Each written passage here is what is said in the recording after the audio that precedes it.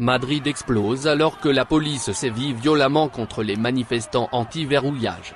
Les manifestants anti-verrouillage à Madrid ont été confrontés à des violences de la part de la police le week-end dernier, après que le gouvernement local a décrété des restrictions dans plus de zones de la capitale.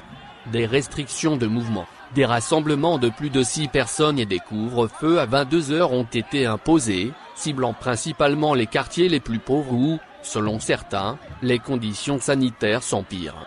Dans les zones touchées, les résidents ne sont autorisés à quitter leur domicile qu'à des fins professionnelles, médicales ou éducatives et doivent être munis de papiers prouvant qu'ils ont été autorisés à le faire par le gouvernement. Plus d'1 million d'habitants de Madrid vivent maintenant dans de telles conditions de verrouillage, la police bénéficiant du soutien de l'armée espagnole dans de nombreux districts. La situation politique à Madrid est quelque peu complexe.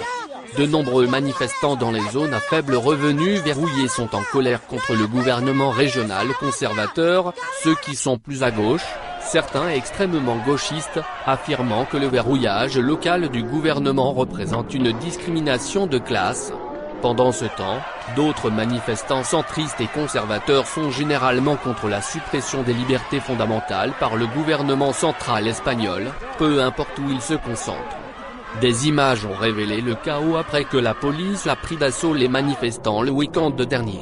Les conseillers en santé du gouvernement central de gauche poussent le gouvernement conservateur local de Madrid à imposer des restrictions à l'ensemble du centre-ville, ce qui limiterait près de 3,5 millions de personnes. Jusqu'à présent, cependant, la dirigeante régionale conservatrice Isabel Díaz Ayuso a résisté à un deuxième verrouillage total, affirmant que l'impact économique serait trop dévastateur. Nous nous détruisons. Je ne sais pas combien d'entreprises continuent de perdre des emplois et des opportunités chaque jour, a déclaré Ayuso aux journalistes dimanche.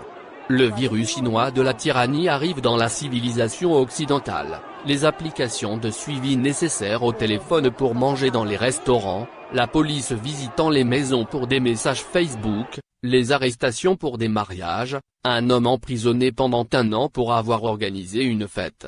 Cela vient de Chine, c'est mondial, c'est mondialiste.